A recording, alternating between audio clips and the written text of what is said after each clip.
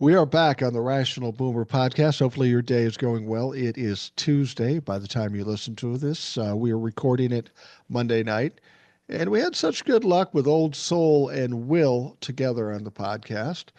I had Jay from California reach out and said, "Hey, I'd like to do one of those two with, how about Eric?" I said, "Well, that's interesting." And then we've got an interesting paradigm as I'm sitting here looking at this room. If you're on the YouTube, you can see us all. You've got a boomer, you got a millennial, and you got a Gen Z. So this is diversity at its finest. Still all a bunch of white guys, but different Yep. generations. So Eric and Jay, thank you for joining us. And this is opportune because I do have a little bit of a cold, so you can talk more than I do, and I'm happy with that. Elbows up. Well, thanks for having me. And yeah, I am a millennial, but I'm on the Gen X side of millennial. I'm within a couple of years of being Gen X. So I identify kind of in both. But yeah, you've got a range here of different perspectives, and that's always interesting, and it's always leads to a good discussion and a nice change of view because sometimes different age groups see things differently. Well, Jay, I know sees things differently than I do, and um, and it is good to see the different angles because people have different things to be concerned about. He's worried about the future. I don't really have a future, so I look at things differently than that. My kids have a future. This is an opportune time because there's some big things happening as we're recording this. Cory Booker is doing what amounts to a filibuster in the Senate as we're recording this. Now, we don't know how long he's going to go, but it's basically to disrupt the process of confirming Donald Trump appointments, just to make the point, to stop everything. And he's saying he's going to go as long as humanly possible. I don't think a lot of people understand that this is really what a filibuster started out to be. You'd stand up and you would talk and you would disrupt the whole thing, and then hopefully you'd get some compromise in the end. The guy that's longest doing a filibuster was Strom Thurmond back in the day for 24 hours, and no doubt he was filibustering for some racist law he wanted because that motherfucker was racist. But Chris Murphy Yeah. had done it for like 15 hours and such. But we're right in the middle of this filibuster as we record this. And when you listen to this, it may still be going on. It'll be like the Jerry Lewis telethon. The fucker never ends. Um, but I'm just going to say this to you guys. People say, is it going to do any good? And I go, I don't know. It probably won't do any good. But what I do find nice, at least a Democrat is fucking doing something. That's all we Yeah. ask. Get mad, get angry, do something. And at least Cory Booker's doing that. What do you think, Yeah. Jay? Like I've been saying, elbows up. Yeah. Of course, this isn't a hockey game, but still. Um, Before I say anything else, I just have to do a quick roll call for everyone just to make sure. Jay here. Eric. From Eric's Iowa. here. Mike. Mike's here. Eric's pants. Yeah. Absent. Thank you, I, th- TJ. I'm sorry. I couldn't resist. I think Yep. I'm the Thank you, first one TJ. to have mentioned made that. It's an old joke about Eric wearing pants. I think I was the first one that did that, and Are now you I'm really? sorry. I'm sorry, Eric. I apologize for that. Eh, Anyway, I thank TJ for it because I think he's the one who has ran with it the longest. But either way, I, I'm in good humor, yeah, so I can take a joke. okay. And while I'm wearing pants, this shirt is like a bare midriff, which is a good look on me. Anyway, so what do Uh, Okay. what do you think, Okay. Eric? What do you think, Eric, about this finally seeing a little bit of fight out of the Democrats? This has got to be at least a little hopeful. it is hopeful. It's also opportunistic. I don't know if there's a direct correlation, but we do have those two special elections in Florida tomorrow. We've got a couple other special elections around the country. I don't know if they're timed together to get people seeing some fight out of the Democrats and maybe bringing people to the polls. Could be. Um, and I've mentioned it before when it comes to the filibuster, if you want to see what the filibuster should be like, Go look up the movie Mr. Smith Goes to Washington. Right. It's effectively what's going on now. It is you go up, you talk until you can't, and you're just trying to disrupt things and draw it out in hopes that you get more debate time or, like you said, some concessions or something. Now, whether or not this is going to work, I don't know. They'll probably still get whoever they're trying to filibuster through. But it is a good sign that the Democrats are putting up a fight. And that's something that has been sorely missed leading up to this. And now we'll have to see how Chuck Schumer, our minority leader, responds to this filibuster. And hopefully he says nothing but good things about it. If he hedges, then we need a new minority leader in the Senate. Absolutely. Go ahead, Jay. I think okay, I'm sorry to go here, but like folks have seen on the podcast before, I tend to go a little dark. I think the most useful thing Chuck Schumer could do at this moment is just pop his clogs and tip the bucket, honestly. Yeah, that'd be good. I will tell you something, Jay. Stop apologizing for whatever you say, because if I had to apologize for everything I'd say, this would be an apologetic fucking podcast. You don't have to apologize. It's my show. Yeah. We do what the fuck we want. We say what the fuck we want. You don't have to apologize to me. Don't apologize. Just fucking blow it out there. Well, you're not, given that your name is not the apologetic boomer, There you go. I'll keep that in mind.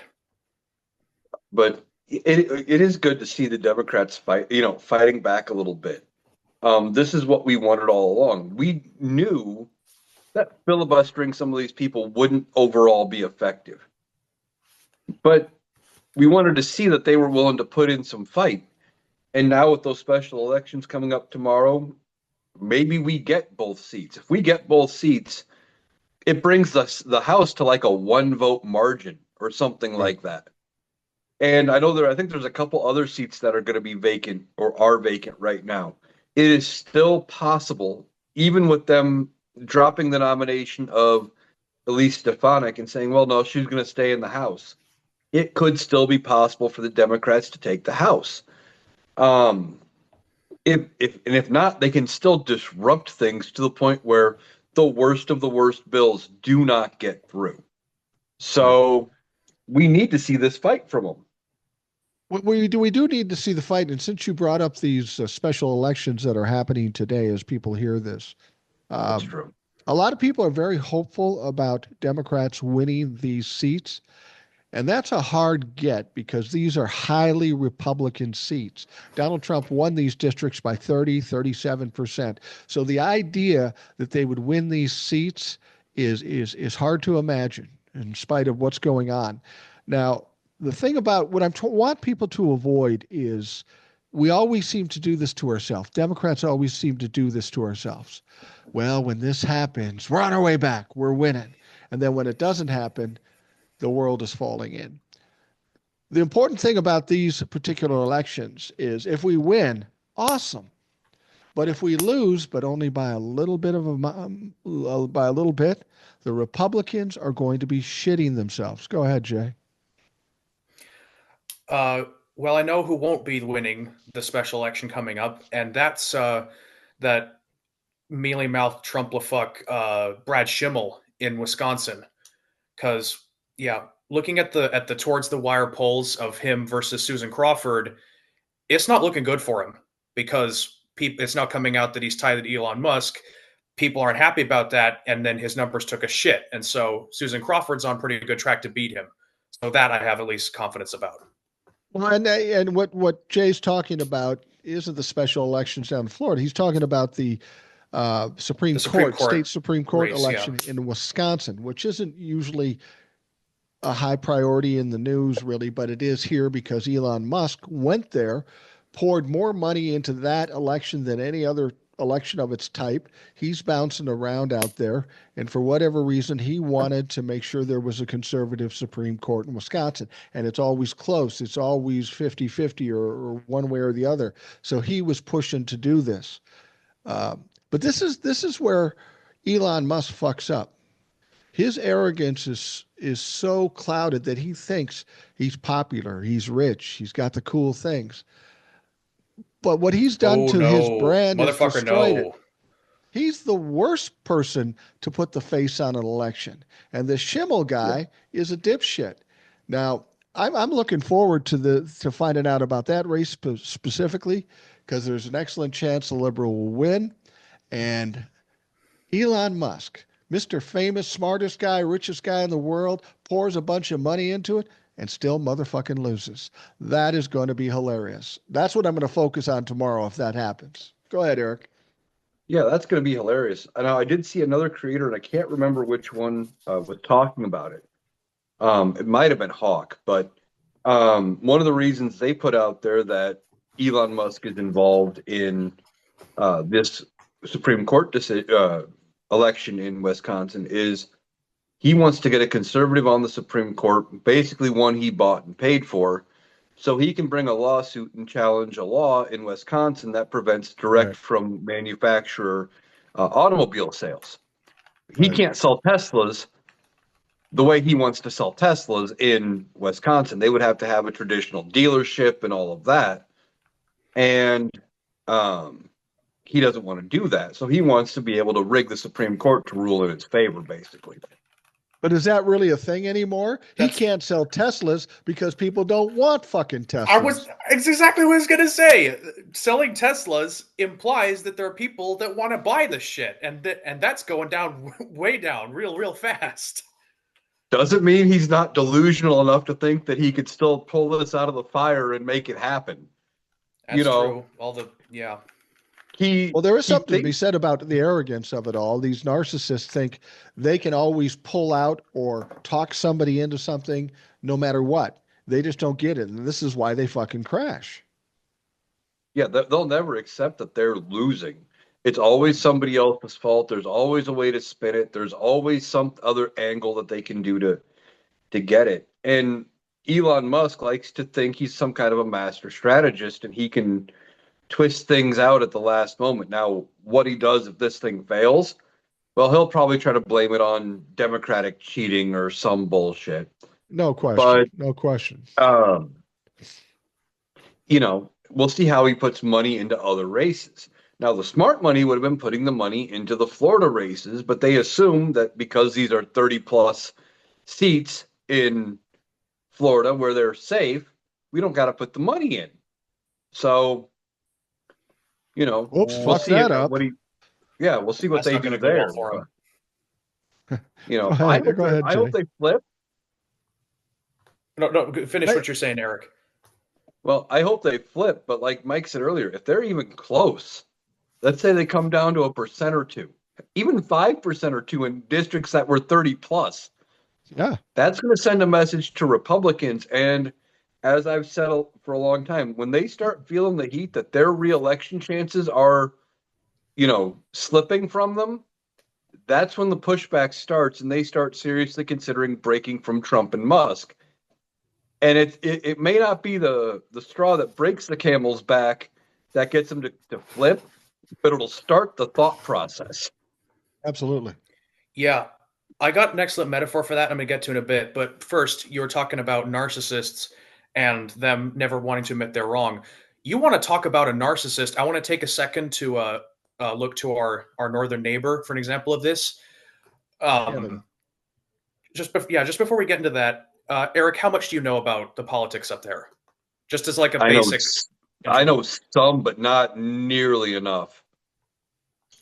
Okay, well, imagine this past month or so, Canada's Liberal Party, who all their parties pretty much are to the left of our Democratic Party, they didn't kick out their guy, Justin Trudeau. He left the party leadership and he stepped down as prime minister, and then they put Mark Carney in there. The Conservative Party, who is led by this arrogant dick, as you might have described him, Pierre Poilievre, right?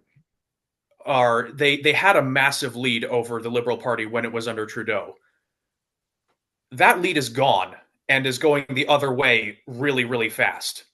And the problem is Pierre Poilievre, when he was confronted about hey, your campaign thing is not working out for you, he said, because he's saying things like big, beautiful, bring it home tax break and carbon tax Carney and Canada first. You know exactly what this sounds like, right?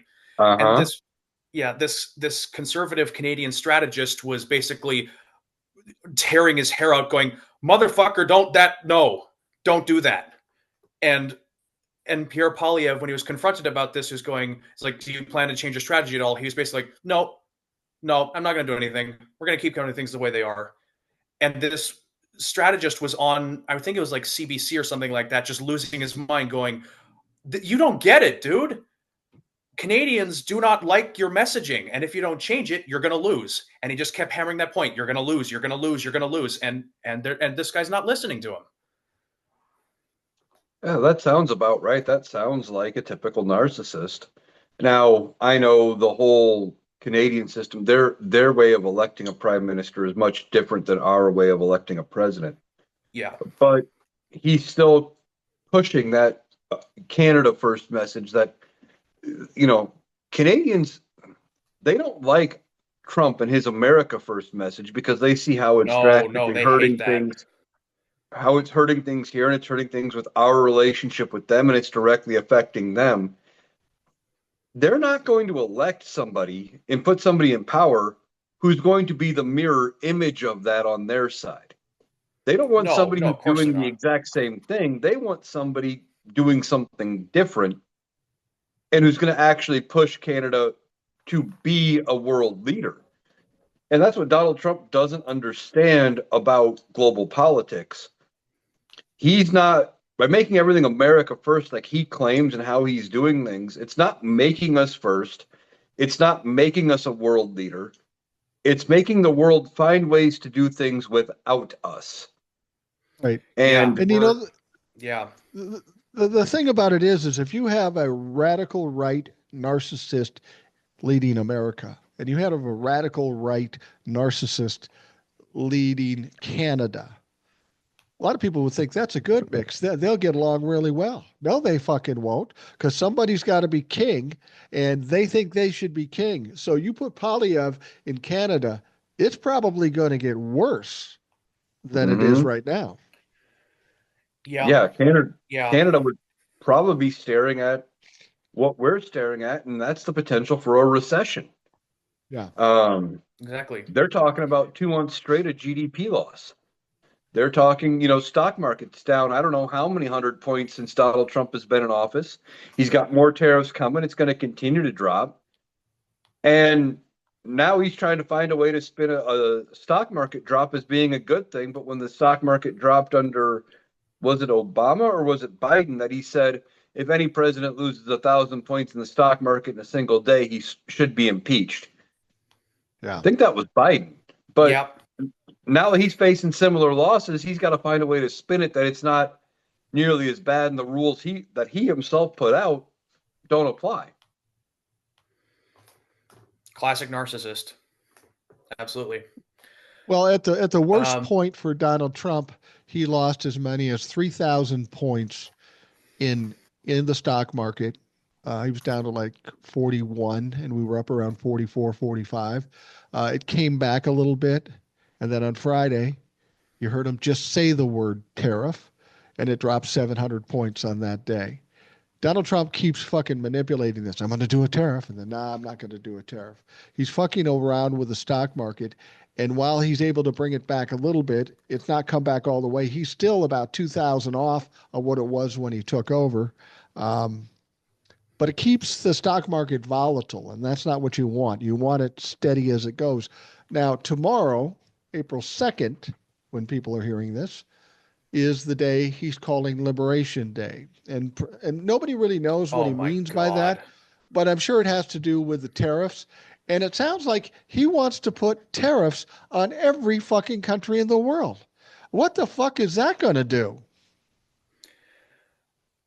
Well, he's talking about tariffs on pretty much everybody, reciprocal tariffs, and he doesn't care if the reciprocal tariff, if the tariffs that he's looking at, if they're not even implemented, he wants to put tariffs on of equal value. There was something with dairy farmers in Canada with certain dairy products. If they bring them into Canada from the United States, it's a 250% tariff.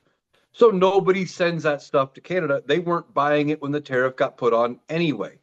It's Right. there on paper, but it's not enforced. Well, now he says, well, we should be able to put 250% tariffs on Canada because they have them on us. He misses the small detail that they're not actually being charged because we're not selling them those products.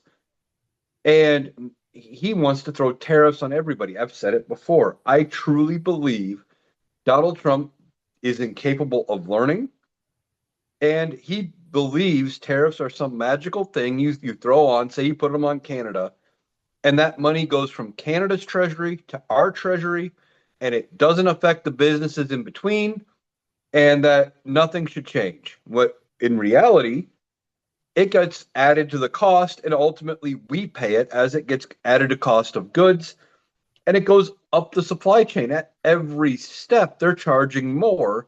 So now instead of paying 25% more, you're paying 30, 35, 40% more. And after the tariffs are gone, some businesses won't take the prices back down. Yeah. Go ahead, Jay. They didn't do it after COVID. Why would they do it here? But yeah, if you want an idea of, I just wanted to close out my earlier thing. If you want an idea of how bad it's going for Pierre Poilievre and his conservatives up there, about this time last year, they had about a 99% chance, according to their top pollster. Like, think like kind of what Polymarket it was meant to be, but like actually accurate. They had a 99% chance of forming a majority government in Parliament. That chance has now dropped down to 3%. Wow. And that's for a majority government. Their chance for forming a minority where they have more seats than anyone else, but they don't actually have a majority to govern and have to make a coalition, that's at 15%. Now over to the other side.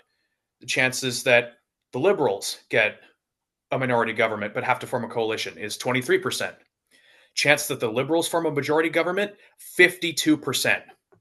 And probably higher at this point, actually.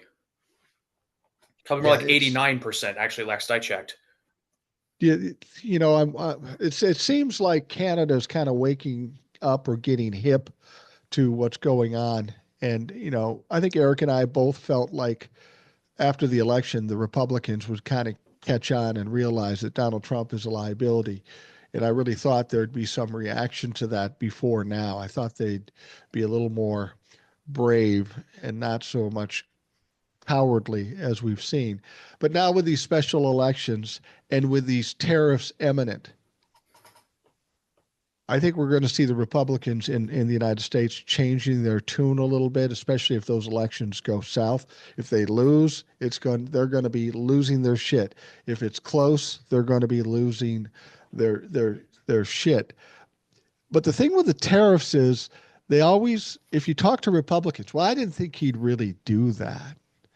And I always ask him, why do you keep saying you didn't think he'd really do that? Why would you vote for somebody that you don't believe what he's saying? And now he's doing it. And when the tariffs actually, well, they're dumb fucks, but when they actually hit, it will be fucking disastrous. And apparently the only person who doesn't know it's going to be disastrous is Donald fucking Trump. Go ahead, Jay. I've got an excellent metaphor for where I think the Republican Party is. And I know Will mentioned his reference to Daredevil a couple weeks back, Daredevil Born Again. He's like, sorry, guys, I'm a nerd. Well, I'm a nerd too, people, so sorry. If you ever play the video game series Five Nights at Freddy's, the main storyline of that involves you're a security guard, you're in a security office trying to keep murderous animatronic mascots from getting in and killing you. But the series' main storyline is about a serial killer who the reason the animatronics are trying to get in your office and kill you is because they're possessed by the victims of this killer. He killed kids in this restaurant and then their souls possessed the mascots. But that's relevant. The point is to do that, to trick the kids into being in a false sense of security so he could do whatever, he put on this older suit that could kind of go one way or the other. Like it was an animatronic mascot, but it had this things in it called spring locks, which you could wind them up to pull the parts out, and then it became a suit. You could climb inside it and walk around and perform and such. Well, anyway, at the end of this guy's storyline, at the end of the third game, he goes back to the original location that you're at in the first one, and the souls of his victims show up and they corner him. And so he's like, shit, what am I going to do? So he looks around and he finds this suit. And this is the same suit that he wore to kill these kids. And he's like, well, if I put this thing on, they'll leave me alone. So he puts it on. The problem is there's a storm going on and the roof is leaking. So some water gets into the suit, the spring locks break loose, and the suit goes back into animatronic mode with the dude inside it. And the only way I can describe what happens to this dude is agonizing death. Wow. And now, to make the connection here, the way I see it is the Republicans have put on the spring lock suit, the Trump lock suit, if you will. And with all the shit that he's doing, all the things that they're breaking, all the stuff that Musk is doing, tearing down, firings, cuts, whatever, those spring locks are starting to come loose, which means they have a very, very, very short amount of time to take the suit off by pushing back against Trump or impeaching him, better yet, before those things come loose and, well, agonizing death. Well, as a boomer, I can kind of relate to your comparison with the videos because the last video game I remember playing on my own was Mrs. Pac-Man, and that's so similar, so fucking similar. I get what your point is, Eric. What are you? I couldn't keep up with that because I'm an old man. I understood the point, but who plays a fucking game that way? Yeah. When Grand Theft Auto, I thought, wow, that's a little fucked up, but that sounds crazy, Jay. Yeah, that's not a game series that I've played, but I get the metaphor, and he's right. The Republicans are down to the wire for where they can push back against Donald Trump, where they can cut him loose and maybe salvage their own power. I've been saying, and you've heard me say it for a while now, if the Republicans, fuck this up like they're probably going to, and Donald Trump fucks the economy like he's going to, Democrats could have control for 20 years. Yeah. Entirely possible. Maybe even longer. But the Republicans are really trying to walk that tightrope to the last possible minute where they can get as much stuff as they want before cutting him loose, and then try to pin him with all the blame and somehow walk out the hero. And I think that time frame might already be past. I think the damage that Donald Trump is doing is getting to be so bad already and so quickly that the old rule of politics of where people have a short-term memory of 3 to 6 months isn't going to apply come the midterms. That the American people are going to come back at the midterms and push for Democratic control of at least Congress. And then you're going to see 28 where Democrats will probably maintain Congress and get the presidency, whoever their candidate could be. And there are so many possible candidates. I don't know if it matters who we run. Oh, as long as it's not Gavin Newsom. God, fuck no. Yeah, we'll talk about that in a minute. But I see the Republicans in kind of a catch-22. Now, this is a reference. Neither of you motherfuckers know what I'm talking about. I was young. It's a movie and basically means you're damned if you do, damned if you don't. Whatever choice you make, you're fucked. And that's kind of how the Republicans are. They've waited so long to cut loose. They're going to be pretty much tattooed with all that's gone on. When it's all said and done, they can try to step away from Donald Trump, but they're not going to be able to. But even more importantly than that, because there's a cult involved, when they cut Donnie loose, the 30% or so that follow Donald Trump, you'll never be able to flip them. So now the Republican Party will be 30% less because they'll be mad at the Republican Party for kicking Donald Trump out. The Republicans are in a bad situation. Their period of time where they hold power is short because either they hang with Donald Trump. Take that suit off, guys. Yeah, take the fucking suit off because you either hang with him and go down with him or you kick him loose, and the crazy fucks at the bottom of the pile aren't just going to support you anymore. They'll start their own fucking party or whatever. They probably won't be involved in politics. I've said for a little bit, I think Donald Trump brought a lot of people into politics that were not political before. they didn't vote because they felt, whether they felt unheard, whether they didn't like any of the candidates, didn't pay attention. Donald Trump, being the celebrity that he was, for lack of a better word, the failed businessman who had a crappy reality show that propped him up more than anything. Yeah. He was able to leverage that to bring people out to vote that had probably never voted before. And when he's gone, they're going to go back to not paying attention, especially if things haven't gotten better for them. If Donald Trump's policies miraculously somehow work, and he does all the things he claims is going to work, which we're seeing the proof it's not, then maybe they would vote for other Republicans because their lives got better. But if their lives get objectively worse because of Donald Trump, they'll probably never go back to not voting ever again. Probably right about that. You know, Yeah. these people that Donald Trump brought in not only never voted before, they probably also never showered or used indoor plumbing.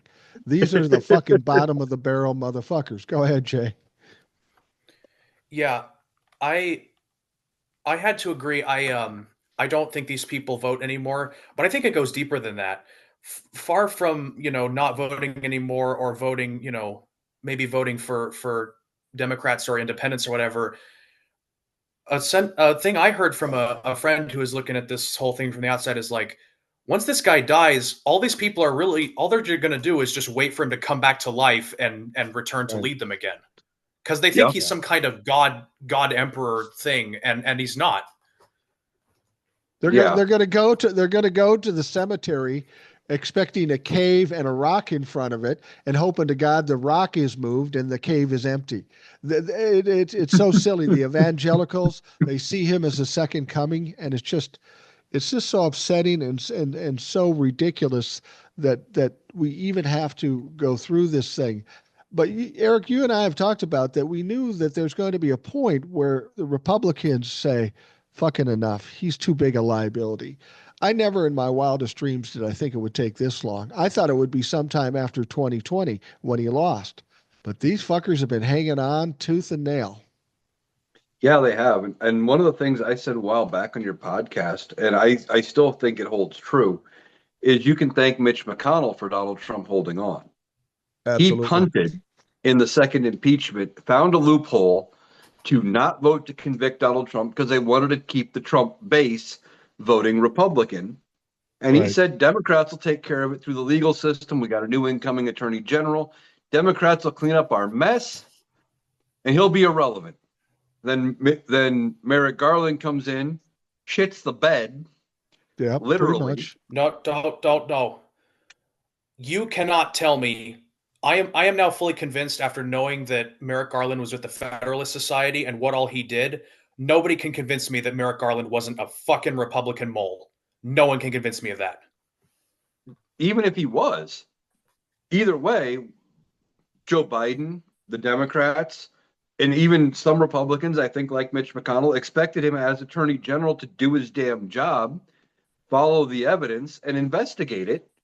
And we find out they weren't doing a damn thing because they didn't want to appear political, and let it slide until public outrage got to a point when he goes, "Oh, I better appoint a special counsel to look into this. This is more serious than I thought." Yeah, he got pressured. Yeah, if we would have had a different attorney general, say a Jamie Raskin, Letitia James, somebody like that, January 21st, 2021, within a year and a half, there would have been indictments, charges, convictions. Donald Trump would have been irrelevant. And that's what Mitch McConnell was hedging his bet on. He wanted the Democrats to clean up his mess so they didn't have to do it. And I think Republicans are still kind of waiting for, they're waiting to clean their mess up until the last possible moment. And they might even still be looking for a way to let the Democrats clean it up for them. It's kind of interesting. You will hear about this, and we'll talk about Signalgate and all of that, okay? And there needs to be investigations. What they did was completely illegal. And Pam Bondi comes out and says, well, I don't know if we're going to investigate it. that she's not going to investigate what was clearly a crime. And Democrats are all up in arms about that. Why the fuck are we up in arms? That's exactly what Merrick Garland did. Nothing to see here. It's not appropriate to do it. Merrick Garland didn't want to upset the apple cart, and Pam Bondi just does not want to upset their Lord and Savior, Donald Trump. If this is how the DOJ is run, it's frightening because our DOJ is corrupt, regardless of who's in charge of it, and weak as a motherfucker. We always thought the DOJ was tough, but I haven't seen it in 10 years. Yeah, I'd agree with that.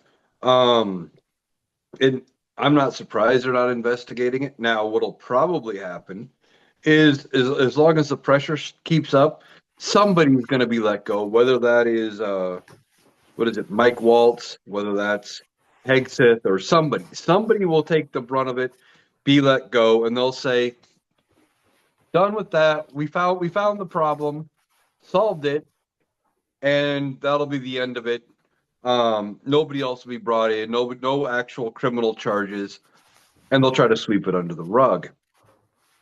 Now, I don't know what the statute of limitations are on it, but when Democrats regain power, they better be looking into it and seeing what they can do to charge these people. But again, Democrats would have to be the ones to clean up a Republican mess. Right. It's Well, it's ridiculous. Republicans don't want to hold their own accountable, and they haven't since Nixon. Well, given the point that the Congress has no teeth right now, especially since Republicans control it, DOJ has no teeth or unwilling to do anything about it. Our only real option is to do like what Cory Booker's doing tonight with the or last night with the filibuster. If nothing else, we've got to take a note from the Republican playbook and take that signal gate and every other fuck up that will come after that, because there will be more fuck ups and they will get progressively worse. But we've got to keep it in the narrative, keep shaming these motherfuckers, keep embarrassing them. It's not a real political way to gain any ground, but clearly it won them the election in 2024. So this is what we need to do. We need to make sure, whether there's legal aspects of it or not, that we don't let it go. We hold on to that fucker like a pit bull and keep shaking it. That I would agree with. And something I've been seeing floating around on TikTok, I don't know if you guys have seen it, has been a lot of creators going back to the Alabama Song of the South. I don't know if you guys are familiar with that song, but they're talking about how things were in the South, and specifically during the Great Depression. They said, somebody told us Wall Street fell, but we were so poor we couldn't tell. Daddy was a veteran Southern Democrat. You ought to get a rich man to vote like that. And then they go on to talk about how their dad got a job with the TVA and what they were able to buy. That's the leadership the Democrats need going into 28, is somebody with, I keep saying it, an FDR style plan to rebuild. Like Joe Biden says, bottom up, middle out. And we need to reclaim that working man class, the everyday American, from the Republican. Yeah, we never absolutely. should have let them go. I don't know if we necessarily let them go. I think maybe in some sense we did, because we kept on the corporate puppets like, Schumer, Pelosi, Kirsten Sinema. God, I can't stand that woman. Or even worse, Joe Manchin. God, he was a pain in the ass. But I think a big part of it, of what we saw this past November, was a lot of people felt like things didn't get better for them quickly enough. Right. Things were getting better. Things were looking up. Things were getting better. But they were like, it's not getting better for us fast enough. We want it faster. Give us what we want. Give it to us right the fuck now. Like you've been saying. Yeah. The thing is people always ask me, how did we get here? How did we get in this position? And I've been thinking about it a lot. And I think I know how we got here. I think the Democrats should take notice of why we got here. The Democrats were doing what they were doing. The Republicans were doing what they were doing prior to Donald Trump. And clearly, when Donald Trump was elected the first time, people were fucking fed up with politics as usual. They were fed up with the government. because it was all about big money, whether we're talking about Democrats or Republicans, and they weren't focusing on the people in this country. The Democrats may claim they were trying to do things that would help people, but also trying to fill their pockets too. There needs to be a whole cultural change in Congress if you want to get the attention of the people who've just been fucked with for the last 10 years. Well, yeah, ahead, and also it was also because a lot of people really hated Barack Obama for whatever reason. Part of it was what Will said when he was on about a week ago, when Republicans switched in 2012 their message to look at all these people of different ethnicities being born. You're being replaced. It was part of that, and also I think it was mostly a big part of it was also backlash to Obama and the fact that they ran Hillary Clinton because she was the Republicans' whipping dog for so many years. The just scandal after scandal involving her husband, and the attack material kind of wrote itself. So yeah, absolutely. Well, yeah, I'd agree. The thing with Hillary, when they ran her in 2016, there was still a lot of people that wanted Bernie. And yeah, this the is far left fuckheads. Yeah, one of the two things. Like, I blame the far left who wanted somebody Bernie style and who would not vote for anybody else, even if it was like they would rather vote for somebody like Donald Trump over Hillary Clinton because they didn't get everything they wanted right then. But Well, then, surprise, as motherfucker. as much as I love what Bernie Sanders stands for, as good of a job as he's doing right now, speaking out against the rich people, he made one mistake in the 2016 election. He didn't drop out after she had enough delegates to win. Right. He had no chance, but he held on all the way to the convention, kept holding out for the superdelegates that could have maybe changed the tide in his favor, all of that. And he kept the hope alive for his supporters that he could somehow be saved from, and that Hillary wouldn't be the nominee for the Democrats. And then when she became the nominee, because she had won enough votes in all of the primaries, that's part of where his followers said, well, clearly the Democrats just didn't want Bernie to win. You know, it was all about Bernie and his policies, and they turned against him. If he had dropped out during the primary contention after she clearly had enough momentum to win, he might have been able to get his supporters to back her, and we never would have gotten Donald Trump in the first place. What's ironic is Donald Trump Exactly. wins in 2024 for roughly the same reason. Joe Biden should have stuck. As much as I love Joe Biden, he kind of fucked up in this situation. He should have stuck Nancy with not Pelosi running fucked again. us, is what happened. Yeah. Well, Nancy Pelosi fucked us in the sense that while he was in it, she pushed him to get out. I mean, we were already bought in, and when he had a bad debate, the Democrats freak out and they're trying to push him out. If the world had been going properly, Joe Biden would have said, I'm going to be in for one term. I'm an old man. I'm really not up to it for the next 4 years. So I'll just drop out, let the Democrats put together and build a candidate over the next 4 years so they could actually go forward and win. But much like with Bernie, Joe stood in there. And I was for him to stand in there because we've already bought into that. For better or worse, that was the best way to go. Then he drops off at the last minute. Kamala has 90 days to mount a campaign, and she did a yeoman's job in trying to do that, but it wasn't enough time. Plus, she's black. Plus, she's a woman. So she had a lot of things working against her, not only against her for Republicans, but apparently some fucking Democrats, too. The Democrats in those two occasions, and it's ironic that Donald Trump is only beaten women at this point. Somebody ought to mention that to him. He ought to fucking kill him. You can't beat a man, but you have beaten two women. I don't have a problem with that, but I know it will fucking get in his ear and freak him the fuck out. I think his head would explode, to be honest. Yeah, his head would explode. So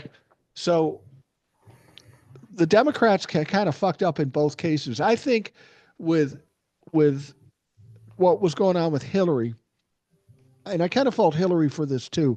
She had some power in the Democratic Party. She was going to run when Obama was going to run. And they told her, "Nah, you sit back there. We're running Obama. You sit back there." So she got put on the bench. And then when it came time for her to run, her attitude basically was, "My turn, my time. We're doing it. Let's fucking do it."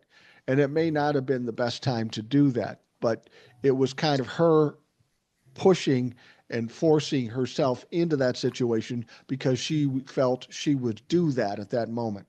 Go ahead, Jay. Yeah, I would agree with that. Another thing I just really wanted to say about Nancy Pelosi, who I have serious beef with. She's not in my district. I think I'm in Sonoma County, which is north of San Francisco. So I believe my representative is Mike McGuire, I think. Okay. But this is all I have to say about Nancy Pelosi. Lord forgive me for what I'm about to say. Please just die already. Please just do it. Because far and above the pushing Joe to run again when he really couldn't win, and then kicking him out, which fucked things up even worse. The only reason that Nancy Pelosi blocked AOC out of that House Oversight Committee or whatever it was so she wouldn't get investigated for insider trading. Oh, And that's a good point. my response to that is, oh, fuck you. You think you haven't made enough money yet? Bitch, Yeah. please. Bitch, If please. AOC could have gone to her, "I'm going to investigate this, but if you just retire, we'll just forget this whole thing." Yeah, that's the thing that I think troubles me and troubles a lot of people about the Democrats. They try to be above it all when they're talking about Republicans, but in a lot of ways they do the same bullshit Republicans do. Not all of them. Mhm. But as I said, when Donald Trump got elected, this should be a signal to Democrats. We don't like what you're doing. We don't like what you're doing so much that we'll vote for a dumb fuck. Not once, but fucking twice. So if that isn't a sign for them to change their ways, their message, the way they do business, I don't know how much fucking more obvious it can be. Well, a couple things there. One, about Hillary and Kamala Harris. As far as it goes, I agree with you that Hillary, she took her point and she's like, "This is my time," and you couldn't convince her of anything else other than it was going to be her thing. Um, and even if her poll numbers were, against Trump were worse than Bernie's, you couldn't convince her that she wasn't going to win and she should step aside for Bernie Sanders. Right. As far as Kamala goes, she put up a great campaign, but we also hear that she was hamstrung. Joe Biden didn't want her speaking ill of him and his administration and what they were doing. She was and she was hamstrung by the norm of the vice president also not doing that. And I've said it before. I would have loved to have seen the outcome if Joe Biden, instead of just stepping out of the race, if he would have also resigned the presidency and Yeah. let her run as the incumbent with 90 day, or 6 months left of a term. She still would have had 2 years left or 2 terms left. She could have ran as president, so it wouldn't have affected that. That wouldn't have changed. But then she could still distance herself from Joe Biden without without actively going against him while he's in office and Right. saying, "Well, while I respect what the previous administration did, my administration is doing X, Y, and Z." And she could have set herself up. I think that would have made a big difference. And it would have gotten all of the norms out of the way, or all of Yeah. the firsts out of the way. We would have already had the first woman president. We would have had the first woman of color president. It would have been done going into November, and it wouldn't have been a talking point going into the election. Yeah. Well, I think another big part of it was also, Eric, you've mentioned before on the podcast that when Kamala campaigned around with Liz Cheney for the last couple of weeks, that lost us all the left-leaning voter. I don't even think it was that. I think it was the fact that both her and her father endorsed Kamala at once. I think the endorsement was toxic and corrosive enough that that's what tanked her. Because hear me out here. People really don't like Donald Trump right now. They don't like MAGA. They don't like Musk. They don't like all these people. but everybody back in the day hated, and I mean hated, Dick Cheney. Mhm. So, and Jon Stewart said it best on the Daily Show. Who in God's name is this endorsement gonna sway? Like, oh, I liked the Democrats' policies, but are they bombing enough Middle Eastern countries? Like, Yeah. I'm fully convinced that if I were in Kamala Harris's shoes and the Cheneys come out and endorse me, I say in my politest words, respectfully, take your endorsement and shove it. I don't need it. I think the Democrats were delusional enough to think, well, we got the Democrats safe now. So if we get Cheney, we'll get some of the Republicans on the edge, the more No, independent Republicans. no, And no, the no, thing no, no, about no, it is, no. what it did was we didn't get the Republicans because they just vote the way they vote for their Lord and Savior, but it pissed off the far left. And we lost the far left because of aligning themselves with Cheney. And that was a mistake. There's no question it was a mistake. I was even delusional enough to think, well, maybe Republicans are so fucking off of Donald Trump that they will at least think Kamala is reasonable because she's more central. Yeah, But that's not how Republicans vote. If you've got an R next to your name, you get the vote no matter what the fuck you do, apparently. yeah, no. I was feeling pretty confident, and then Kamala got that double. Kamala got that double endorsement, and part of me was thinking, well, maybe she can kind of get past this. But another part of me was and I should have listened to this part a little bit more. Was going, we're dead, we're done. This is over. This is where it ends. See, I think getting the endorsement, I still don't think that was the problem. I think getting the endorsement could have been a great talking point. It was the campaigning with Liz Cheney toward the end after the endorsement, trying to scoop up those disenfranchised Republican voters, or who they thought were disenfranchised Republican leaning voters. I think they just didn't vote. What if she would have just said, and she could have used it strategically, that, Donald Trump is so bad that even the Cheneys are voting against him, could have been great. But the fact that she spent too much time working with Liz Cheney made a lot of people think that she was leaning toward their policies. If she could have kept it on the up and up, and I'm not saying it was her idea, I'm guessing it was one of her advisors that thought this was a good idea. Fire that guy. If they would have said, just kept it to thanks for the endorsement and used it as an attack against Donald Trump, that he doesn't even have Republicans endorsing him, would have worked great, I think. But once she started being seen a lot with Liz Cheney, she got tied to Cheney policies, conservative Republican, conservative values. And then it went, well, we're choosing between two of them. And we're choosing basically between two Republicans. So we'll go with the more outlandish one. Or in the case of the far left Democrats, just not vote for a president at all. Oh. Well, something you said earlier about people's attention spans. Part of what played into Donald Trump getting elected too is apparently people just completely forgot how fucked up things were when Donald Trump was in.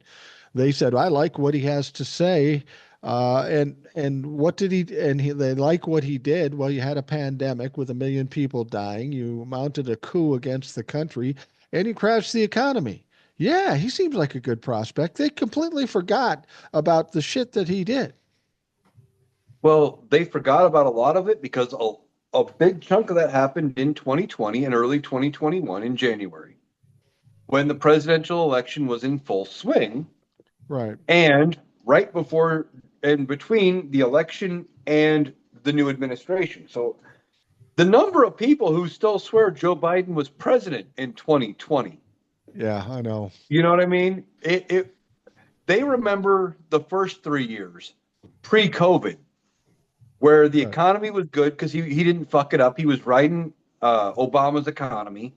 Prices of things were okay. And because he was facing, even when he had Republicans in Congress, they weren't getting anything done. They weren't passing anything. They weren't doing anything. Nothing happened. He wasn't a problem. Right. And now that they have full control and nobody's around him to rein him in and make him do the job, and tell them, hey, we can't do this, we can't do that, we shouldn't do this. You'll look like a loser if you do that. Now they're seeing the full effects of it, and there's no way to sugarcoat it. That nostalgia is gone. Yeah, it's gone. Yep. I just want to talk about Kamala Harris real quickly here. Kamala Harris, I think, would have been a great president. I obviously voted for her. I would support her. I think she's a solid candidate, and I think she would do a good job. But I think we can all agree here.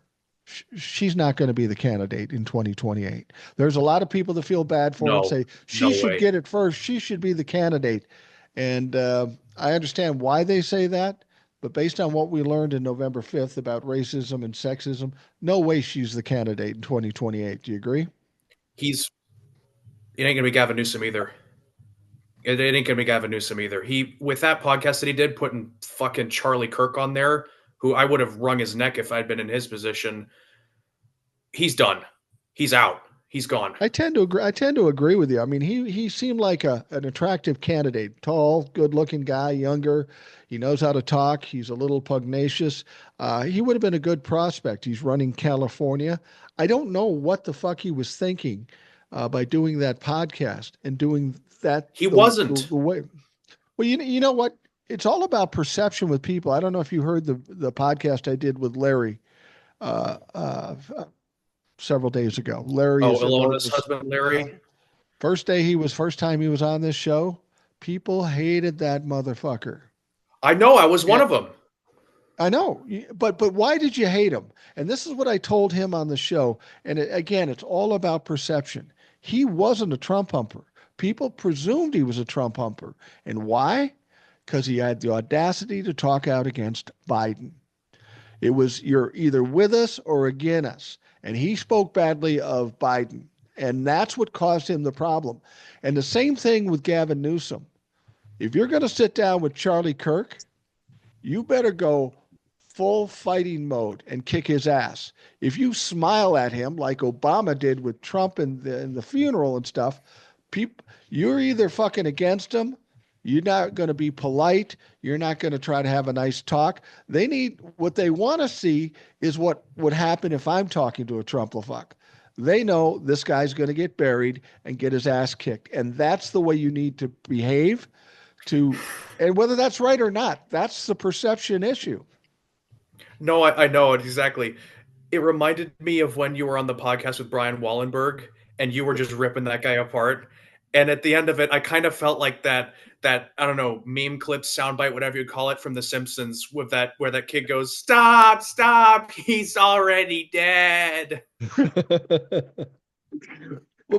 Well, that's not the clip I thought you were going to mention. I thought you were going to do the clip from Ralph that goes, "Hey, I'm in danger."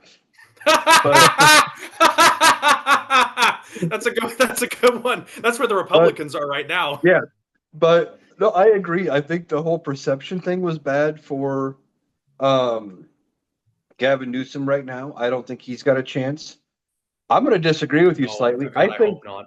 I think Kamala could have a chance at the Democratic nomination and to win it if she was given a full run, a full primary season where she's now allowed free and clear the ability to run her full campaign, and because now Joe Biden's not the president. And right. She's arguing against the outgoing Trump administration. They're not going to be asking her questions about Joe Biden. They're going to be asking her questions about what the Trump administration is doing. I think she's going to have a more freer point, and I think she could make a better run for it. However, the Democratic bench is so deep. There are so many names being thrown out there right now. There's so many people it could be. I don't know if we need Kamala Harris to be the front runner. Now, the Republicans need somebody like Trump or somebody tied to Trump. We don't. I saw a clip of Ossoff, the senator from Georgia, the Democratic senator. That guy's got dog in him. That guy's got dog in him. Yeah, and he was given a great speech here, as he's already starting his re-election campaign. Somebody suggested him and Buttigieg as a potential ticket for 28.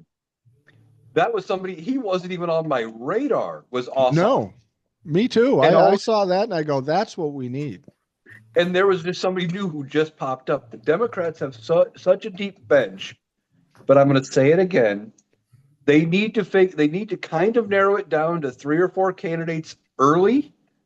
I would Yeah. say in the next year or two. We do not need to go into the 2028 primary season with 10 candidates going into the Iowa caucuses. No. If Iowa's first, like they normally are. Or we need to have 4 and then narrow that field rather quickly down to 1 or 2. And just make it quick, simple, and be unified. But I also still think that you need somebody with a simplified message who talks kind of like FDR and who's talking to the common man about building, quit going after Donald Trump. That doesn't work. For whatever reason, it's not working. Focus most of it on building the middle and lower classes and helping the American people, and focus on bringing back that voting bloc that is now shifted to the Republicans. I think part of the problem that the Democrats have, and certainly why our bench is so deep, is because we are a fucking absolutely bloated party right now. Because we have to take in people from all sides of the left end of the political spectrum, even some towards the center as well, or even center right. How they get around that in Canada is they have this is for a little bit for educational purposes, Eric, if you want to tune in a little bit. They have a conservative party and they have a liberal party in Canada, sure, but they also have the NDP, which is to the left of the Liberals and is their main sort of left-wing party. It'd be like Bernie Sanders is kind of like the average politician you get out of the NDP. So that's where the really like far left progressives go. Like, and when I say far left, I don't mean like, totally out of touch, whatever. I mean like the people that are more sort of vocally liberal than the centrist liberals. And then way out at the end, you have the Green Party, which has got barely support, but it's there. So yeah, there's that. No, I think we're going to start seeing people emerging. We were waiting for that, and we are seeing it now. People who are maybe not throwing their hat in the ring as yet, but saying, "Hey, I'm here." Cory Booker doing a fucking filibuster.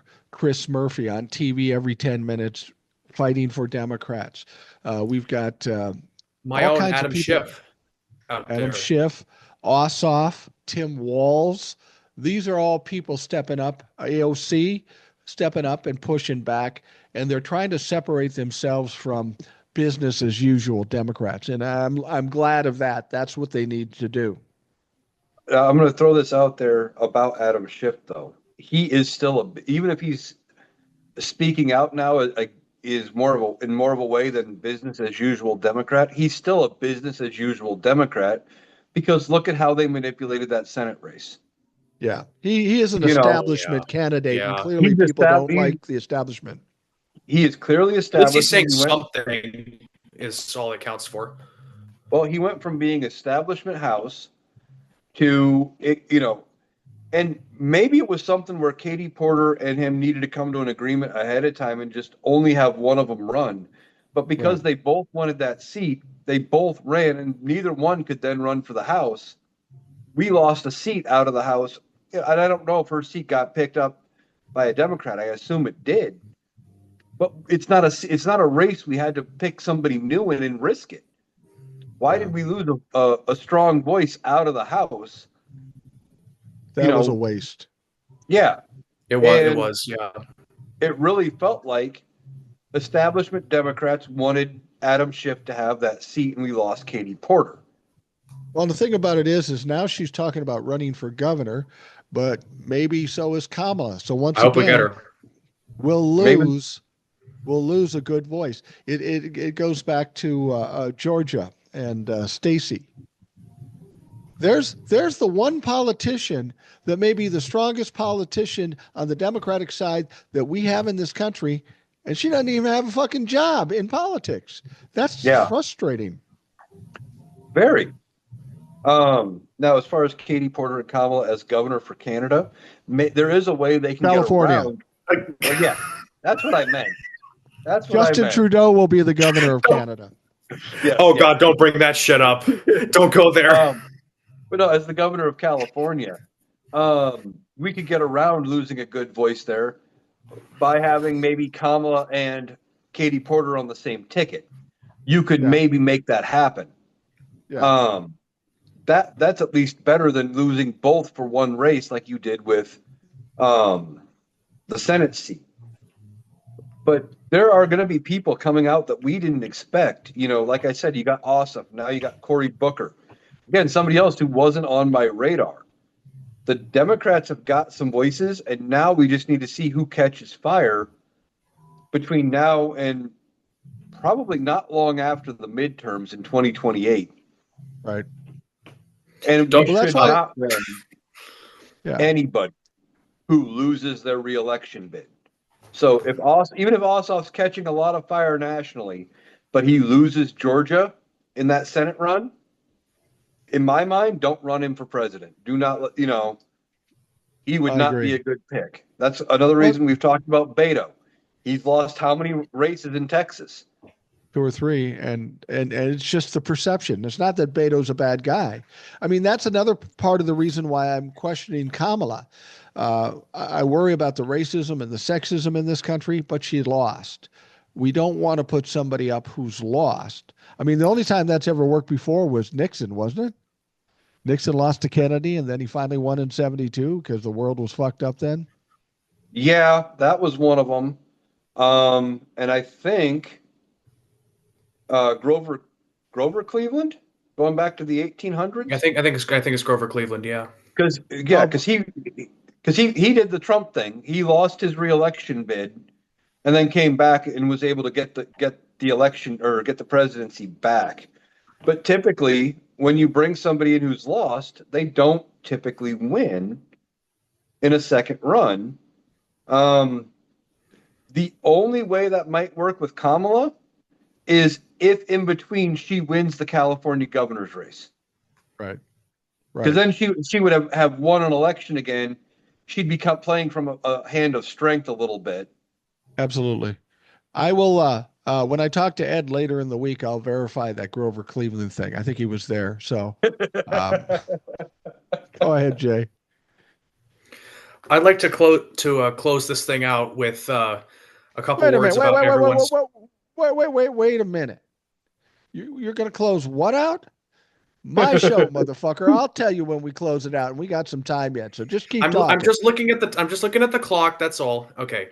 It's my fucking show. Let me look at the clock. I got a fucking clock. Okay. Kids.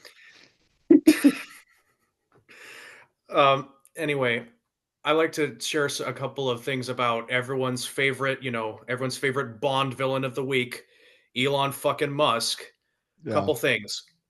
Number one, he sold X to his own startup AI company thing, XAI, which I don't know how the fuck do you sell your social media company to your own AI startup thing? Like the startup bought it itself. Like what in it feels like something out of some sort of cyberpunk dystopia, which we're kind of in already, but still. It's just some fucking ploy rich people make. He sold it to his AI company for $11 billion less than what he bought it for, but it was still overvalued at that price. It's just some fucking technical game that rich people do to avoid taxes or embarrassment or something. Yeah, he sold it from himself to one of his companies. He basically bought it from himself with money he invested in his startup company to make it look more valuable on paper, to make his overall wealth look more valuable overall. But it's only a temporary fix. The company's still losing money. Yeah. And it's only going to get worse as people keep jumping ship. Yep, it's like when you mentioned yourself, Eric, a couple weeks or months back, maybe even when back in the 90s when Sears and Kmart merged. Yeah. No! You need to bring in somebody who's making some damn money, as you said. Yeah. Yeah, you have this company who is a startup who hasn't made any money, buying a company losing money. It doesn't make any sense. The Sears Kmart merger is a perfect example. You took two companies that are losing their ass, you put them together, and then are surprised that they're still losing their ass. What the hell? What Elon did there is reminiscent of what average Joes do, and I did this when I was younger, and it was disastrous. When you're in a tight situation, not making enough money, and the bills are getting too heavy, so what you do is you get a bunch of credit cards and get the cash advances off of it and pay it and remedy the situation temporarily. But then the bills for the credit cards come due and you're worse off than when you started. This is kind of a panic response. Is he thinking, is he thinking, one of the problems with Tesla is that he leveraged some of Tesla um, for Twitter, right? And now Tesla's going down the shitter, and it's not going to come back. He can't bring that back, no matter what they do. No, So it's gone. It's done. Is he trying to put it into the AI thing to try to save the leverage? Does he think the AI thing's going to explode for him or something? Nothing he touches is going to work anymore. It's just not. Well, I think it's a combination of that. I think he's trying to get, like you said, he leveraged Tesla stock to buy Twitter. Okay, well now that he's sold Twitter, the leverage of the Tesla stock is gone, effectively, or he's going to pay it off or whatever. So that's not a thing.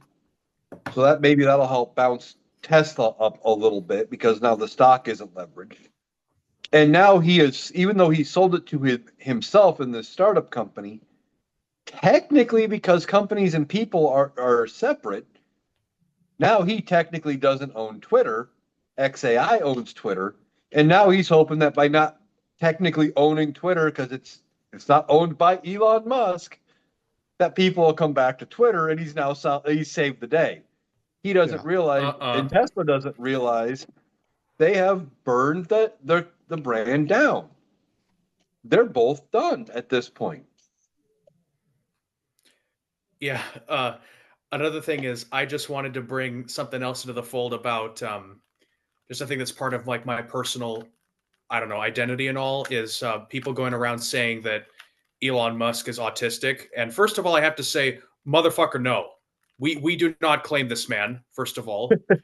And second of all, since Kanye West did the exact same thing, and we all know how that shit show went over, I'd like to say this about Elon Musk, Kanye West, all those fuckers who use claiming they're autistic to justify all the shit that they do. I've said this before to Mike. I don't think you've heard it. You guys aren't autistic. You're Auschwitztic is what I'm going to say about that. I like that. Auschwitz. That works, yeah. Well, I'm waiting for guys all around the country to fuck up and getting admonished by their wives. Go, oh, honey, I'm sorry. I'm fucking autistic. It's just autistic doesn't mean you're dumb.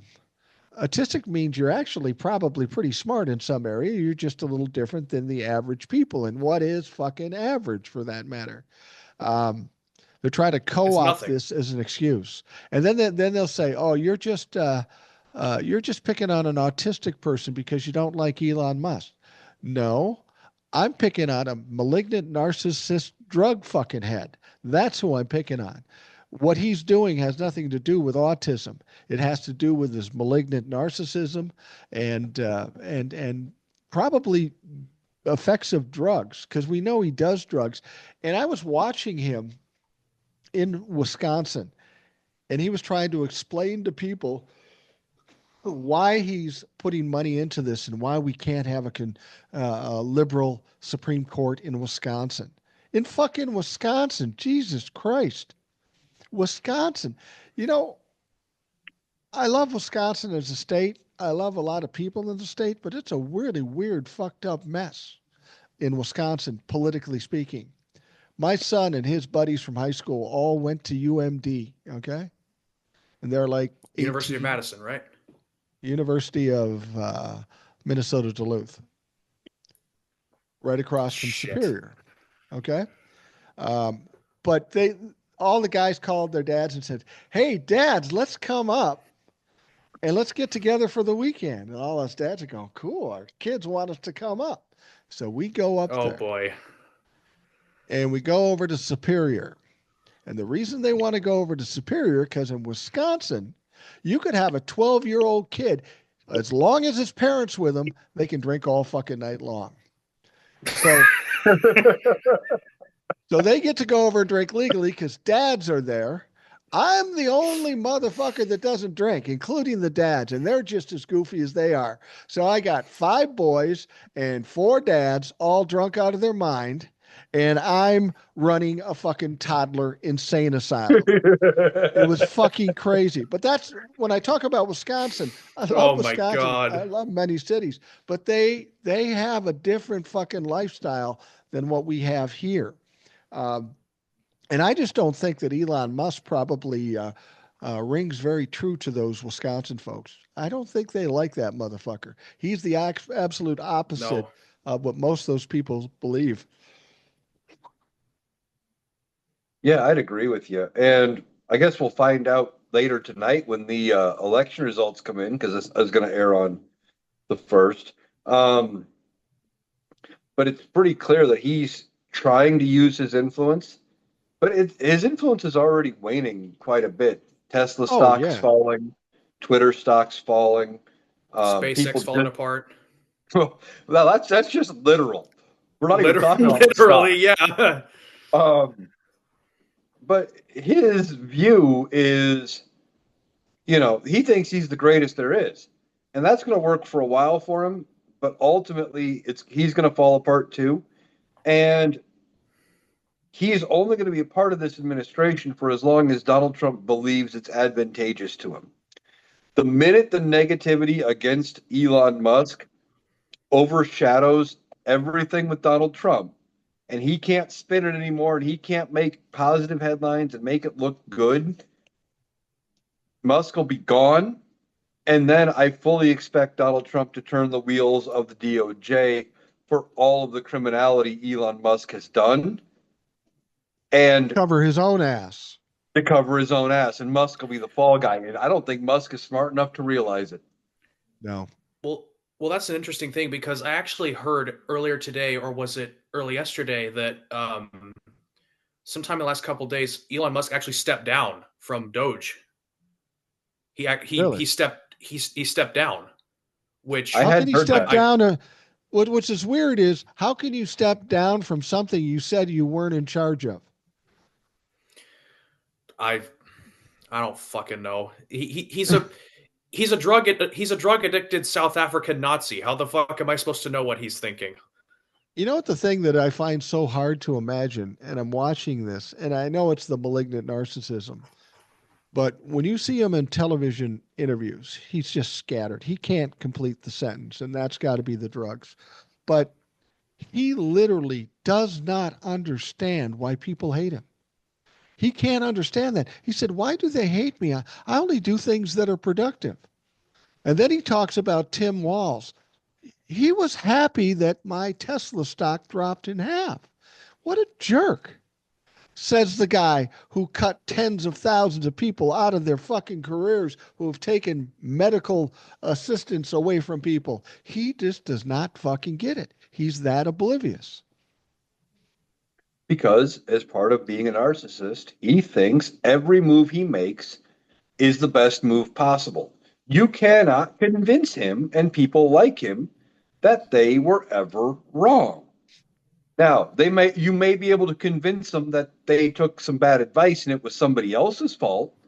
Yeah. That might be possible. But they will never fully accept the blame themselves. It won't happen. And then like this, when you hear their Tesla stocks falling and he's not very popular and people don't like him, he looks at what happened? Why wouldn't they like me? Because in his head, everybody should think of him the way he thinks of himself. Same with Donald Trump. Donald Trump believes every move he makes is a stroke of fucking genius. And you can't tell him otherwise. Even when the facts prove otherwise, he finds a way to spin it to make it not his fault. Yeah. Yeah. It's going to be interesting to see what happens if the Supreme Court goes liberal tomorrow in Wisconsin. He's going to be totally fucking lost. He poured more money into that election than any other election of its kind. He went there and visited. He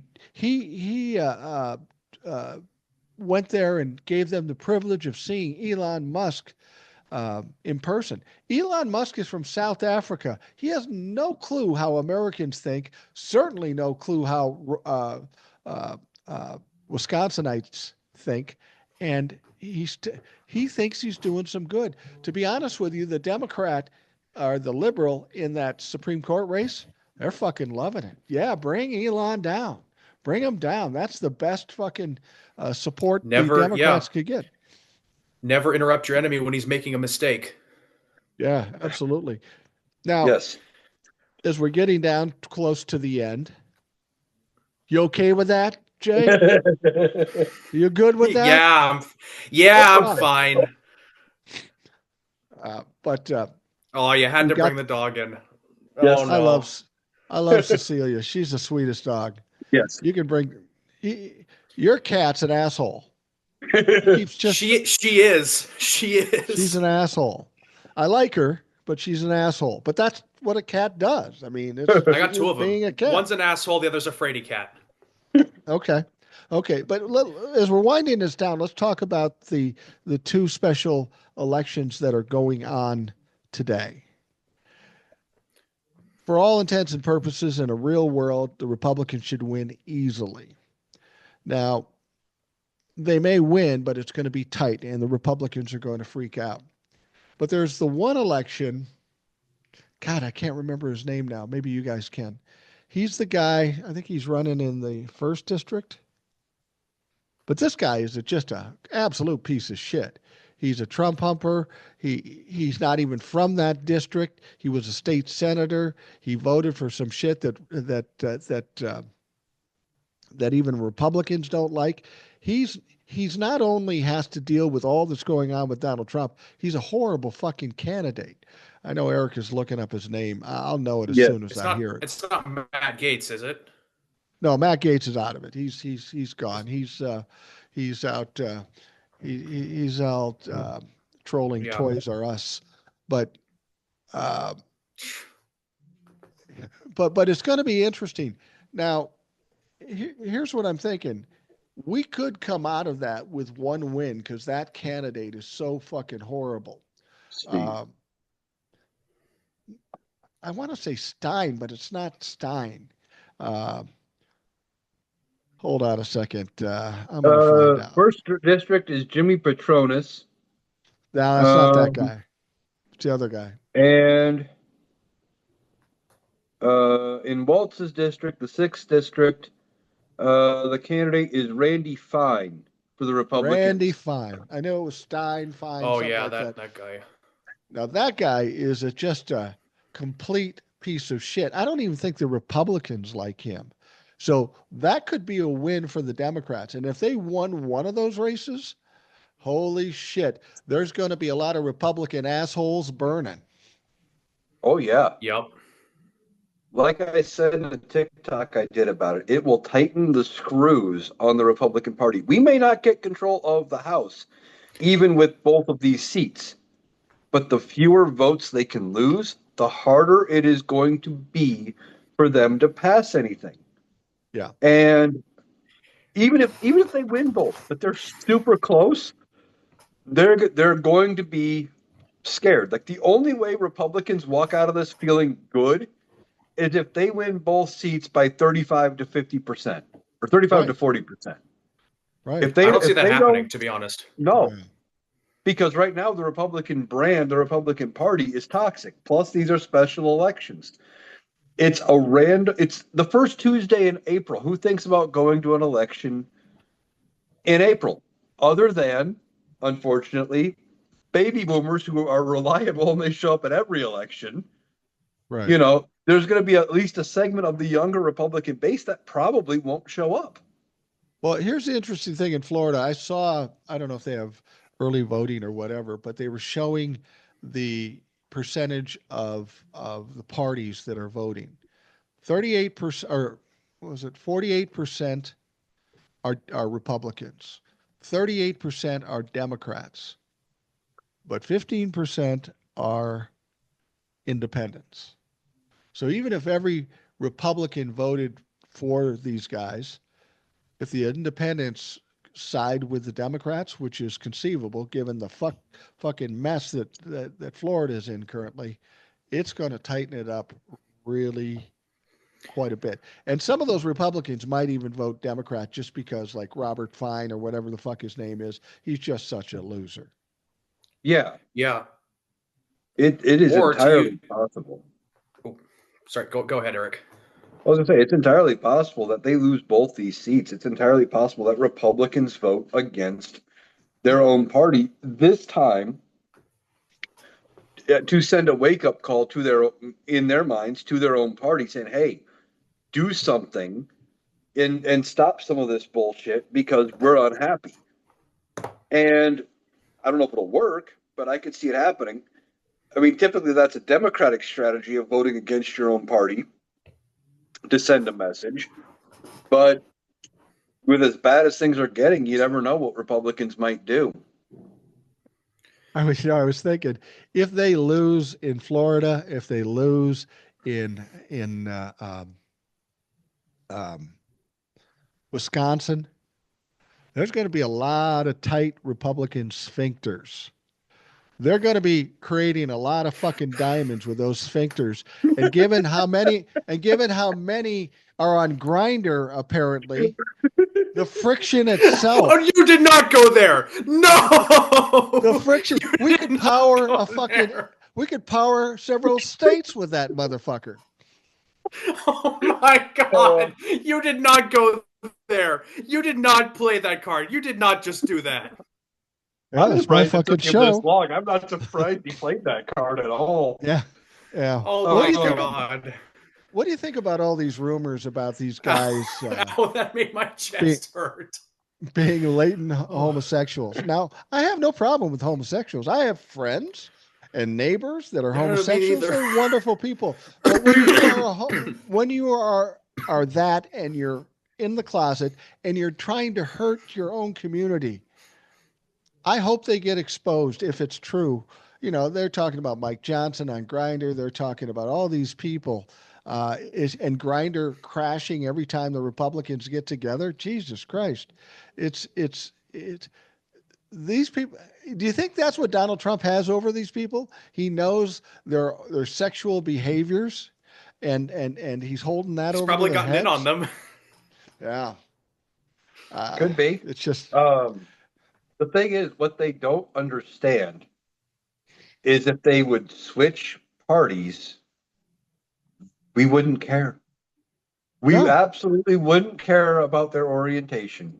But they are convinced the only way they can maintain their own power is by holding on and being conservative and traditional and all of that and staying in the closet. Look at Lindsey Graham. If he'd run as a Democrat, the Democratic Party wouldn't give a shit. No. But instead, he's got to deal with all the snide comments behind his back and things like that. And that's what they want for the fellow members of their own community. I don't understand why they think that is the way to go, other than they only care about holding on to their own power. Yeah. Yeah. It's frustrating. When it comes to these people that are closeted and maybe being exposed, it's not even really about the sexuality of it all. I just don't like these motherfuckers, and I want them to struggle with some pain. And if they are working against their own self-interest and the self-interest of people of their own community, this is the essence of the Republican Party. You know, the Republicans are voting for Donald Trump, and they're poor, and they're in Alabama, and they survive on Social Security, so they vote for Donald Trump, and these motherfuckers are the ones that are going to get hurt the most. It just doesn't make any sense that people can't clearly see that these people are working against you, and you still support them like they're your messiahs. It's fucking ridiculous. Yeah, it is. Well, speaking of taxes and being dependent and things like that, did you hear about Mississippi? I did hear something, but go ahead, tell us, because I can't remember what it was. If I heard this right, I don't know when it starts. I think it's next year. Might be this year, that Mississippi, I believe it was, is eliminating their state income tax completely. Yeah. They're a federally dependent state. We have to make up the shortfalls in their budget to help, feed people, etc. So where is that money going to come from? Well, they need to make up the shortfall one of a couple ways. Either they're going to have to raise state income tax, or not income tax, but sales tax and Sales property tax. taxes. So you're still paying more in taxes. Sure, you're saving a little bit on your paycheck every week, but you're paying more in the long run, and these people are too stupid to know it. Or the federal government is going to have to come in, kick in more money, which is funny and ironic because they don't want the federal, or the Republicans at the top of the federal government don't want them kicking out any money for any of these programs. Right. And it's going to have to come from somewhere, which means it might be coming from blue states, but they hate motherfucking blue states. Yeah. That's the one thing I always hear from old people like me. They'll go, I'm going to go live in Nevada. I'm going to go live in Florida or Iowa because they got no state income tax. Well, Yeah, you fucking do that. You go do that. But if you do that, I've been to those states. They're going to get their money either through tolls or sales tax or double sales tax. If you think, well, we're not going to charge income tax, so we're the better guys. They're getting the fucking money one way or another. They're going to get it. Yeah, they're going to get it. Yeah. People are just fooling themselves when they think, I'm going to a state without state income tax. Okay, good. But it's still they're going to get the money. You're just going to like it better because you won't see it as directly. Yeah, but Iowa does have state income tax. Oh, do they? Yep. I Yep. heard, well, that's fucked up because I heard somebody said they're moving to Iowa, not Minnesota, because they don't have state income tax. Now they Surprise, might, motherfucker. it might be lower. It might be really low, but we still have it. And they're trying to, I think Kim Reynolds is trying to lower it again or some bullshit. Again, because she wants to make it cheaper for businesses at the state level. But then just here in my town, there was a thing on the Facebook community page for us. They were talking about how somebody said they got a letter in the mail from the county. Their home's property value for tax purposes has been increased by assessment by $40,000. Wow. Yeah. So now what they're Jesus taxing the Christ. house on is a $40,000 increase in value. Is the house worth it? I don't know. Don't know the people personally. They didn't give their address, so I can't go drive by it to go see how much I think the house is worth.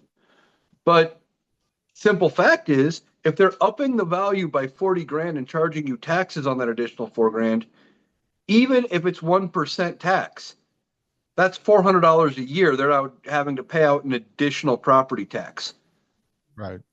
Because they have to make up shortfalls coming from somewhere, whether that's not enough money coming from the state, whether that's not enough money coming in from federal programs or whatever.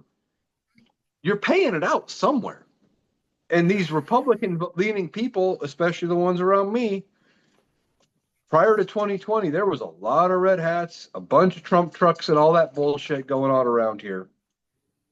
Not so much now, but still, they just don't see it.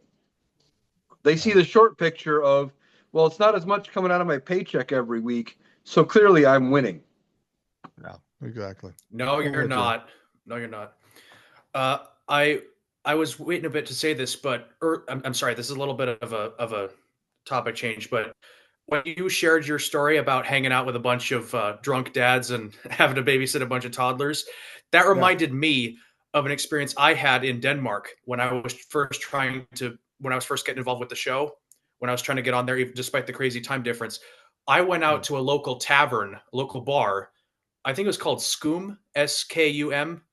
And I was there with a girl named Charlotte from the UK, another girl named Scarlett from the UK, and this nice guy named George from Rhode Island. Anyway, point aside, we're there, we're drinking, we're hanging out, doing whatever we're young kids are doing. And eventually I'm like, you know what? I don't smoke, I don't drink. There's not really a lot for me to do here. I think I should just go back up to the school. The problem is I'm one of those guys that thinks it's my God-given duty, damn near my divinely ordained responsibility, to carry all the other drunk kids back up to the school on a sled if I have to.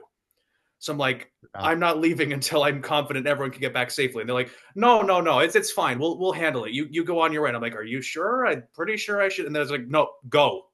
They eventually went to go, and I went. So then I went back and I found them all like standing around, kind of like, you know, sipping coffee and milk or whatever it was. And I'm going, by the way, just out of curiosity, that night, what did happen after I left? And they kind of look at each other, and then they look at me and they go, you don't want to know. And then what I ended up finding out was that night after I left, these three walked up back to the school, and you have to understand the school is like, it was partially inside of a hill. Like there's the top 2 floors on the ground level, and then the basement is partially inside of a hill. So the basement level kind of comes out the side of the hill, and there's like a dugout situation going on. They were in Scarlett's room on the 2nd floor. They're all, you know, totally wasted, you know, probably singing songs and you know, slam poetry and shit like that people do when they're drunk. I don't know. I don't drink, so whatever. But anyway, in mid, you know, drunken conversation, Scarlett backs up towards her window and leans against it, not suspecting that anything's going to go wrong. The window breaks. She falls backwards out of it onto the grass from the 2nd floor, and it's totally fine. Wow. And, so, and I hear that, and I'm like, this is why I didn't want to leave. Yeah, no. The instant I walk out, shit goes to pieces. You can't save everybody, and I understand your responsibility taking over there. I'm going to wrap things up because we've gone a little past time, but that's fine. I just want, you know, we were talking about drunken toddlers. My daughter, my daughter-in-law is going to have a baby in May. Okay, and it's a boy. She's going to name him August. I don't know why, but that's cool. Whatever she wants to name. That's cool. That's okay. But she's very nervous about being pregnant and having a baby. She's never done it before. And I always say to her I said, think about you having a baby like I think about dying. Billions of people have died before me. Billions of people have had kids before you. How fucking hard can it be? It can't be that hard. We're better than most of those people. I'll die better than most people, and you'll have a baby better than most people. But I said, you know, you've got a stepdaughter who's she's a lot. She's a lot like me. She looks like her grandma, acts like me. And that's not the best of situations for a 5-year-old kid, because she does says some crazy shit. And she goes, well, I just hope our son is calm. I'm manifesting that it's calm. And I said, I tell you this about toddlers. Toddlers are fun. They're wonderful, but it's like having a miniature drunk guy in the house 24 hours a day. They're bumping into shit. They're saying the kid ain't gonna be calm. They're eating stupid shit. You can't get away from it. He could be the greatest kid in the world, but he's a toddler, and it's going to be some fucking work. And she looks at me and goes, oh, thanks for that. I go, I'm just warning you ahead of time, man. I'm just fucking warning you. I had your husband when he was a toddler, and whatever he tells you, bullshit. He was like a little drunk guy. Anyway, we're gonna wrap things up. I'm glad we did this. We had both of you guys in. It took a lot of heat off of me, which is good. You guys are smart, so it's good to hear from you. Careful about making Trudeau governor jokes in front of a guy who's wearing the fucking flag. Yeah, you know. Yes. You know, I watched you do that, and it was reminiscent of something else. We had a guy on here a few times. Great kid. He's from the Northwest too. And I don't know that Gordon, I think, right? No, not Gordon. Not Gordon. I want to say Jeremy. It's not Jeremy. Trevor is the guy. Trevor, yeah. Great guy. And we come to do the Zoom. He has no shirt on and a blanket wrapped around him. I go, Trevor, what the fuck? Wait, really? Put your fucking shirt on, for fuck's sake. He says, well, I just thought, you're on fucking video. Just do it. And then I see you wrap yourself in the Canadian flag. I go, oh, fuck, here we go again. I'm glad you left your shirt on, though. I got a shirt on. It's even got a hood and everything. Wow. And a that's cat perfect. on it for some reason, too. I had that same problem. That's nowhere close. Before I was really doing, I wasn't doing YouTube at first, and and I was recording it on Zoom still and just using the audio, but I just switched to putting it on YouTube. I sit down with Ed. Ed's in Tennessee. I'm in Minnesota. Ed's comes on, and I look at Ed. I go, "What the fuck are you doing?" He goes, "What?" I go, "You have no shirt on. You're a 75-year-old man, and you're fucking sweaty on top of it." He goes, "Well, I just mowed the lawn." I go, "You know this is video too." He goes, "Oh shit. Let me wipe off and get a shirt on." I said, "Please, motherfucker." I mean, it's hard enough doing the show without looking at a topless 75-year-old man that's sweaty. That does nothing for me. I remember that podcast that you did with him where you talked about that. Yeah. I'll call out anybody. I have no pride, and I always wear a shirt. That's the one thing I hate about TikToks. When I always see some guy about my age. He has no shirt on. He's laying down and doing his TikToks. What gave you the fucking idea to not have a shirt on? Unless you look like Liam Hemsworth, keep the fucking shirt on. Yeah. The other one that gets me is well, they have some good information. I've seen it several of the creators. They're no shirt and they're recording as they're wandering through their house. Right. So they're in the movement has nothing to do with what they're talking about either. And it's like that is hard to focus on what you're saying when you're moving through your house. I hate the I got an fuckers idea. that sit down and eat while they're doing a TikTok. You couldn't have done that Oh, that afterwards. sucks. I don't fucking get it. I had a thought of why some of those guys will walk around recording with their shirt off. Maybe they think that, like, blinds are crazy expensive. They think if I walk around naked long enough, the neighbors will chip in.